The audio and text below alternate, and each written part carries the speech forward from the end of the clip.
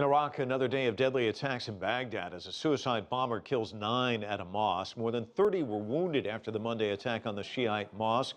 Just 3 days ago, Shiite militia gunmen shot down 68 Sunni worshippers in Diyala province.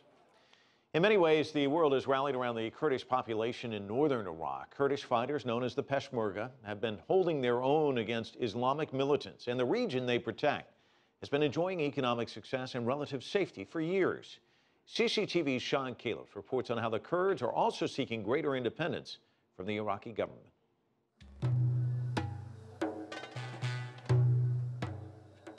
2 or 3 times a week, Rasul Farjam can be found smoking a hookah in the shadow of Erbil's centuries-old citadel.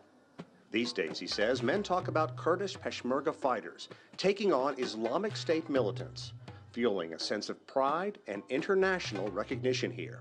I think this is good for Kurds. Yeah, this is good for us. While the Iraqi government has been characterized as dysfunctional for years, the Kurdish region in northern Iraq has enjoyed relative calm and peace and unparalleled economic growth. That is, until the Islamic State recently attacked. Today, it's a very different reality in North Iraq. Kurdish businessman Hassan Rawanduzi says the world can now see glaring differences between Baghdad and the Kurdish region. They look like 2 different worlds in the same country. That's how they were. Even their political mentality, the economical planning, everything is different. Rawanduzi works in oil field supplies, but the once lucrative business is off 75% since fighting with the Islamic State started. Still, he contends Kurds are used to coping with setbacks. There are Kurds in the surrounding countries of Syria, Turkey, and Iran. Here in Iraq, there are about 5 million Kurdish people, making up somewhere between 15 and 20% of the population of Iraq. Recently, the Kurds won the right to form their own autonomous region, but what they want is a clear and independent Kurdish state. Sectarian violence has come to characterize much of Iraq, but in the Kurdish region, Christians and Muslims have chiefly lived together for centuries.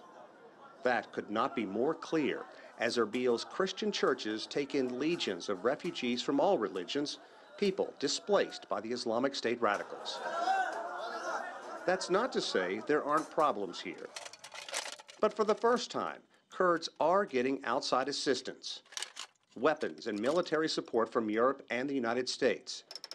That was sadly lacking back in 1991, when Kurdish leaders say the world remained silent as Iraqi strongman Saddam Hussein crushed a push for Kurdish independence. Kurds say the world is fed up with the Islamic State, or Daesh, as it's known here. Now it's different. Now Daesh came to near Erbil. All the world, all country in the world was discussed about this point. Now, they say, is an important moment in history, and Kurds enjoy freedoms they thought impossible just a few years ago. If you would have told me you would be in a federal state where they can have their own army, their own economy, and Erbil will be a destination for expats like it was in the last 2 years, I would have said you are just dreaming. A dream, a long time coming, but still a long way away. Sean Callebs, CCTV, Erbil, Iraq.